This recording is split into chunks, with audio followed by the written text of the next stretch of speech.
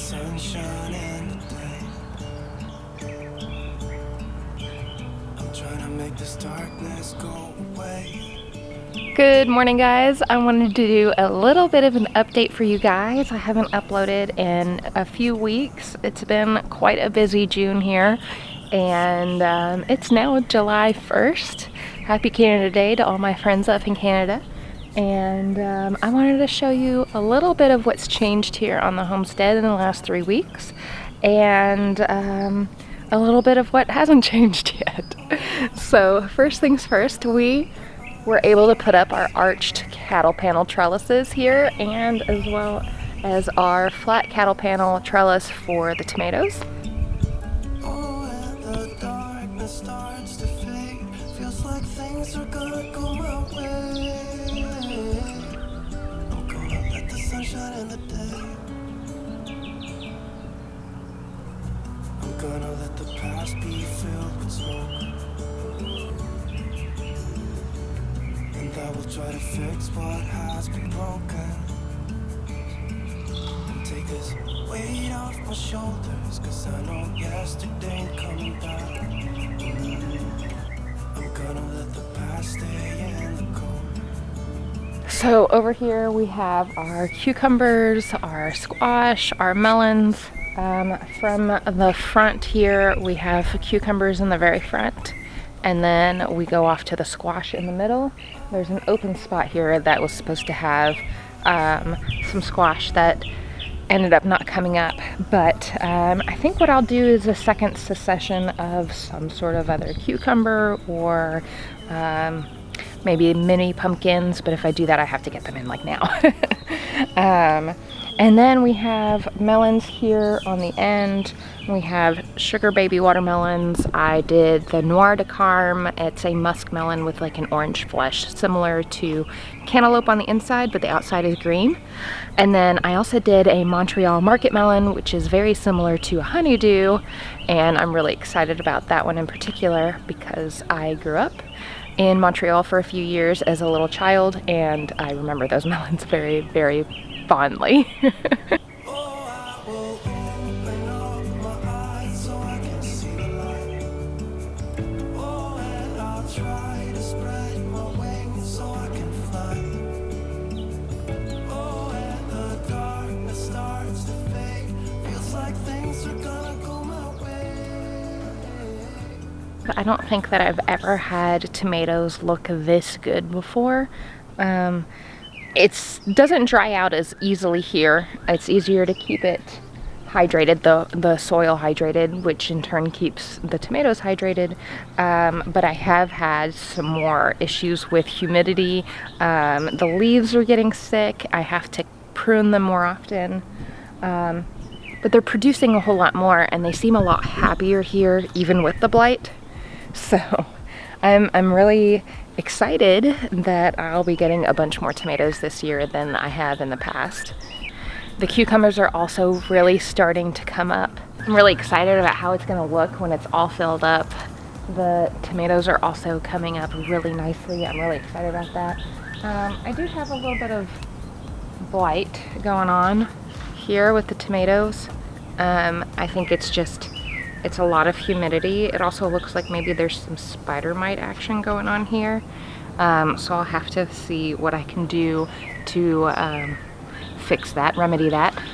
But since these are diseased, they can't go in my compost, so they'll be going into my fire pit. One of my hoses, I've been really daisy chaining it. It was a 100-foot hose and a 50-foot hose that would reach all the way around to the front, and it sprung a leak, so I decided to weave it in and out through these garden beds and turn it into a silver hose, and that has been great. It has gotten everything to really bush up and really look a lot nicer, and you know, funny thing how consistent watering really does wonders for a garden.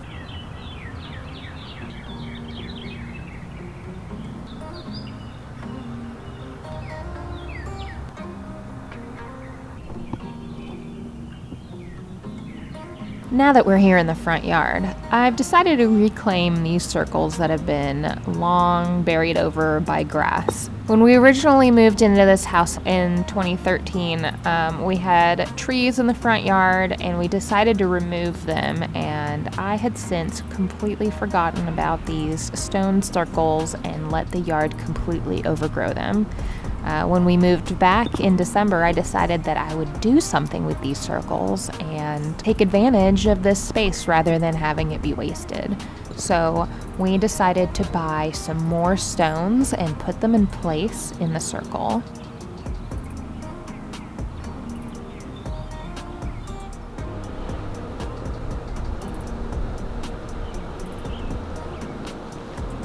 And then I made sure to add a pretty healthy layer of cardboard. I really didn't want to deal with digging out the grass in the circles, but I also didn't want to deal with a whole lot of weeds. So cardboard it was, and it should break down and feed the soil underneath the soil that I added in and benefit this garden space in the long run.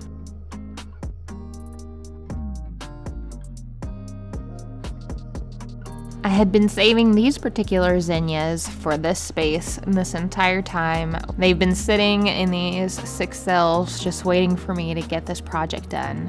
And I'm really glad that I saved them because I'm really enjoying the way that they look in this space. I tried to space them out pretty evenly. I put one in the middle and then I put the rest in a circle around. And I did the same thing with this second circle. And then I later added mulch and some nasturtium to finish them off.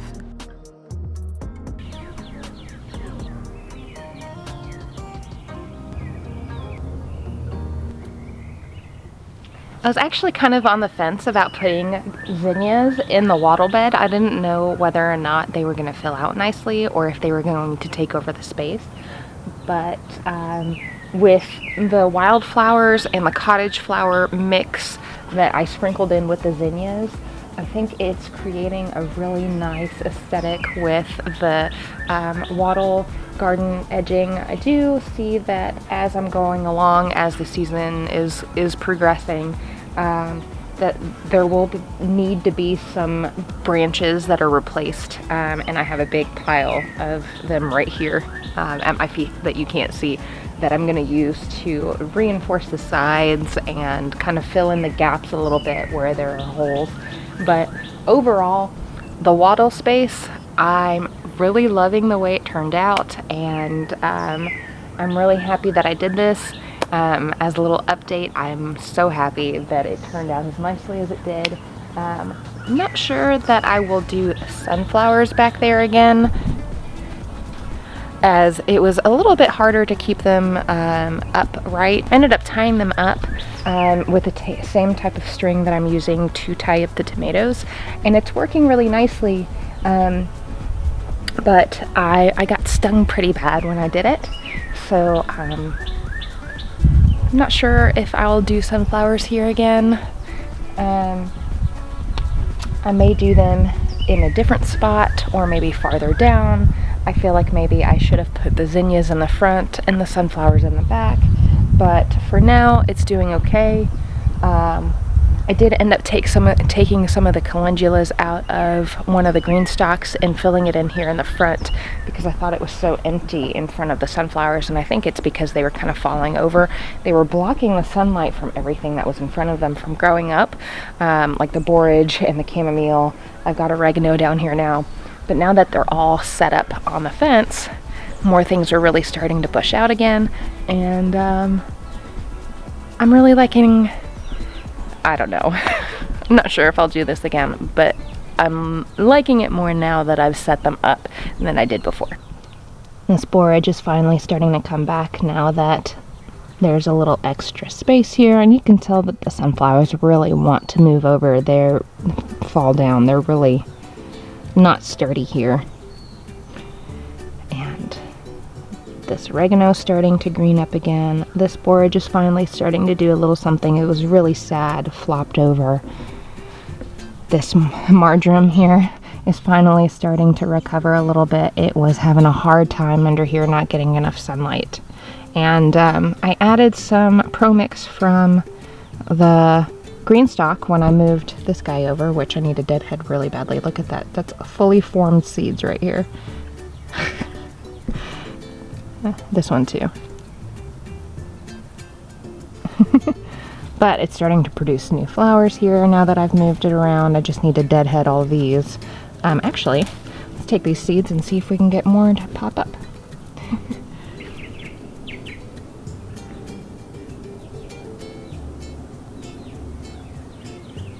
I got these little bee lights here. They're little bees that are little string lights.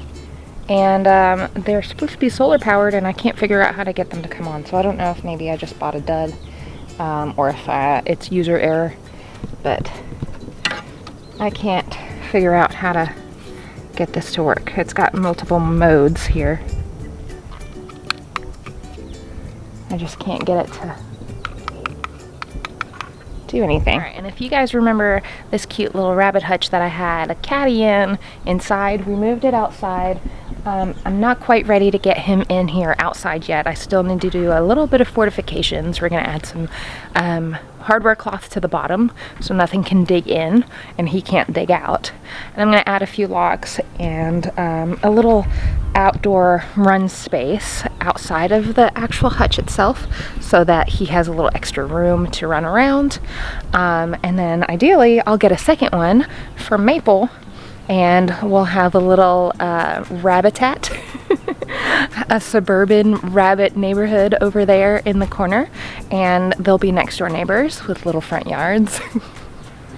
And when I'm ready to breed them, once the temperatures get a little cooler in September or August, they'll have their own little areas over there, and as we expand I'll probably add more of those little hutches around and create a little rabbit neighborhood. I have a little vision in my head, and I'm not sure if it will come out the way that I think it will, but I think it's worth a try.